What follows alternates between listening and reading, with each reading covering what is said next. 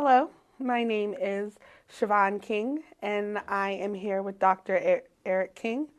Today, we would like to talk about the Future Kings and their summer camps. Dr. King, thank you. Thank you. What is the purpose of the Future Kings STEM summer camp?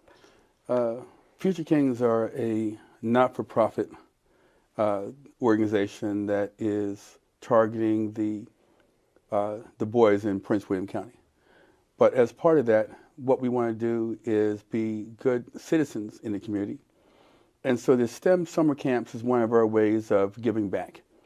It shows it's a community outreach program, and we use it as one of the ways to say to the community that we are here, that we are providing valuable services, and that the kind of organization that we want to be shows that we are both a good neighbor and a valuable contributor to the community. So the purpose is community outreach, Okay. but it's also a message to the community about the type of organization that we are. Okay. How did the idea for the STEM summer camp program come about? The boys that we have in our program are mostly economically challenged. Okay. And we have so many members of our group that are in the school's free and reduced lunch program. Okay. And those boys could not afford to go to many of the camps in the area. Those camps may cost $300, $400, $500 for a week, and our families couldn't afford that. Right. So we decided that we would start our own camp where they could attend, that we could do it with the infrastructure and the resources that are available to Future Kings, and that by doing that we could do it at a greatly reduced price. Mm-hmm. So that was one of the things. Okay. The other part of the idea came from the fact that during the school year, and when people hear about what we're doing in Future Kings, Mm-hmm. they often ask if girls can do the same thing. Mm-hmm.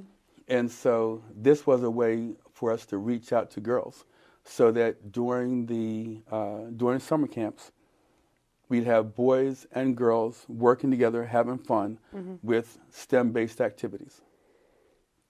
Okay. When you do include or incorporate the girls, are they in a separate program, or are they in the same classes with the boys? The girls are in the same classes with the boys. Okay.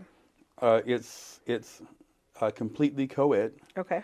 and they compete, they play, they have fun, they do all those things together. It's a much different environment than what you would find in a typical co-ed gym class Okay. or in a typical classroom during the school day, Okay. because they are learning and having fun together, and they're doing it in a way where it almost becomes gender neutral. Mm-hmm. You don't realize, and from observing the interactions, it doesn't seem that the girls care that there's other boys in the class, and the boys don't care that this is the girl.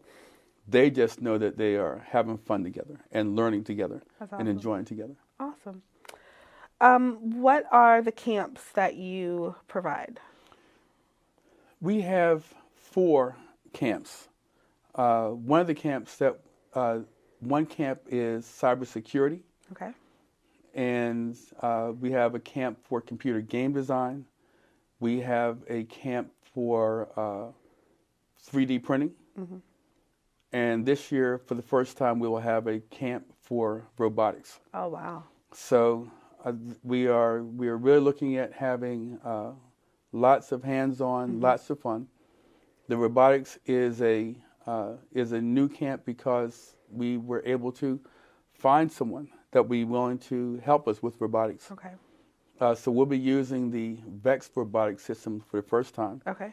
We'll have the proper floor, and we'll have all the other great things that go along with the robotics program. Wow.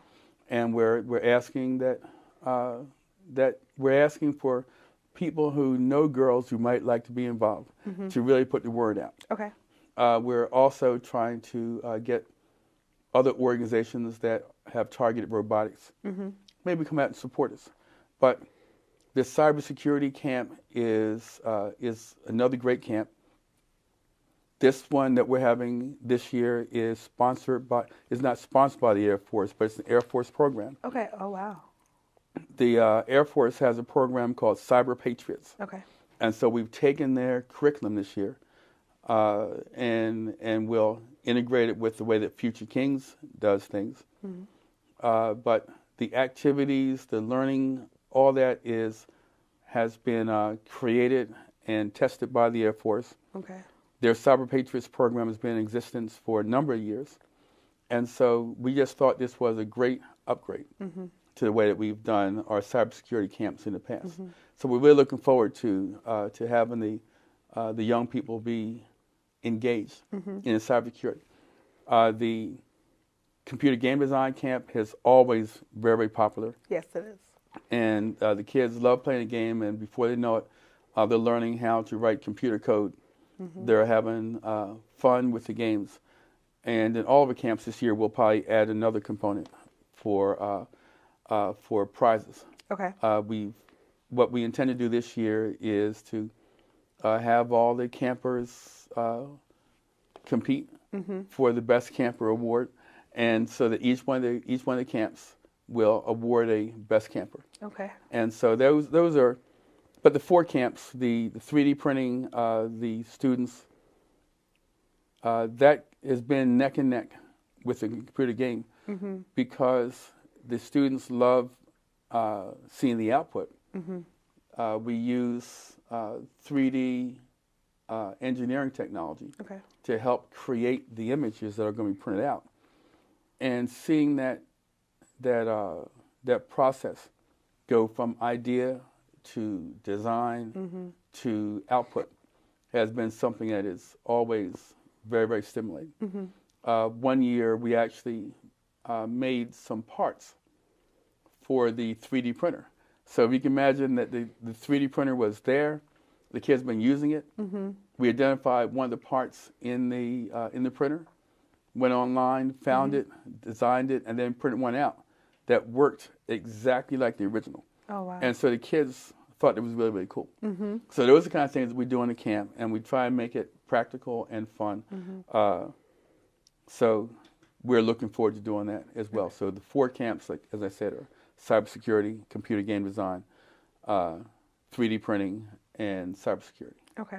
I remember one year, it might have been last summer, where they created a fidget spinner, and that was a big hit because at the time, fidget spinners were all the craze, and now they get to make one, and their friends want one. So that was always that's a big that was a hit for them, and they wanted to come back and make more. So these are definitely exciting camps for them to be in, and with Fortnite being a big hit now, they want to be the next one to make a big game. Yes. So this will be fun for all of them right. to not only play a game, but to make their own game. And and I'm glad you said that, because that is exactly what we're trying to get. Okay.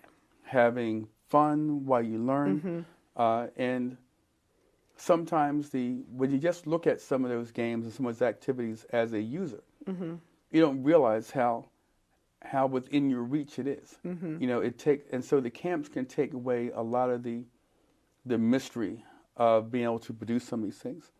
And what we find sometimes is that the students or the campers not only get excited about what they've done, but then they want to go even further than what we do in the camp. And so that can motivate them into the school year to want to learn some of the math behind some of these things, or some of the science behind some of it, or even create an entrepreneurial flair where they say, well, if I can do this, I might be able to sell this to somebody. Okay.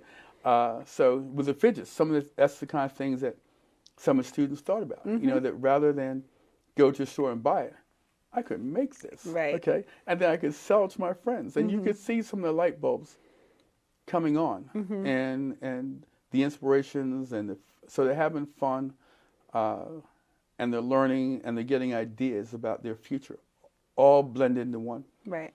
And that's one of the great benefits of having a camp the way that we try to do. I think it's awesome. What ages can attend the camp? We like rising sixth graders Okay. up to seniors. Okay.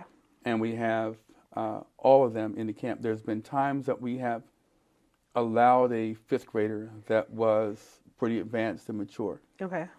to participate. We don't want any. We're not structured for post high school graduates to come. Plus, they won't come anyway. Okay, but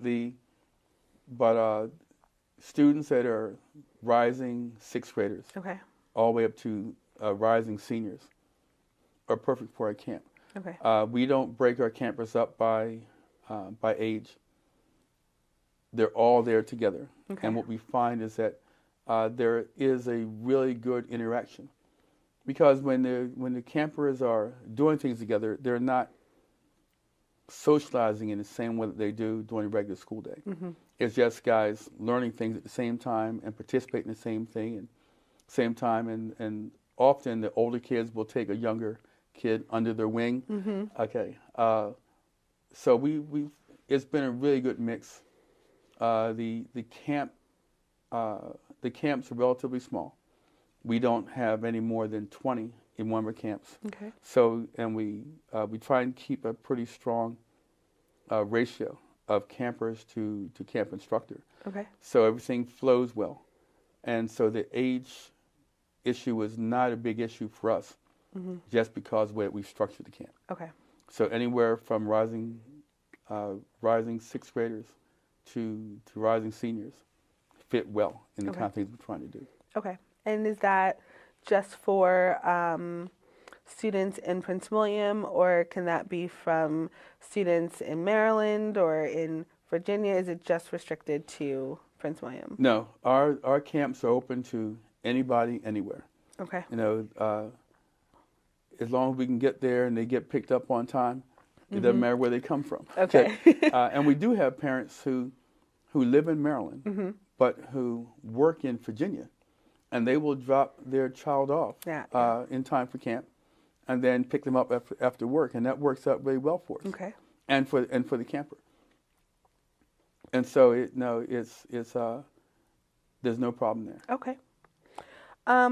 If you don't mind, could you explain or describe to us what a camp week is, or a week is like? The camp week is Monday through Friday. Okay. And the camp day starts at 8:30 and ends at 4:30. Okay. Campers can be dropped off as early as 8 o'clock, where we'll process them in. And at 8:30, the instructors will come and get their group, and then take them to the camp location. Okay. At 4 o'clock in the afternoon, then the instructors bring them back to the drop-off area, and the campers will stay there until their parents will pick them up. Okay. There is lunch that is included in the camp fee, and that usually starts about 11:30 and goes till 12:30. Okay.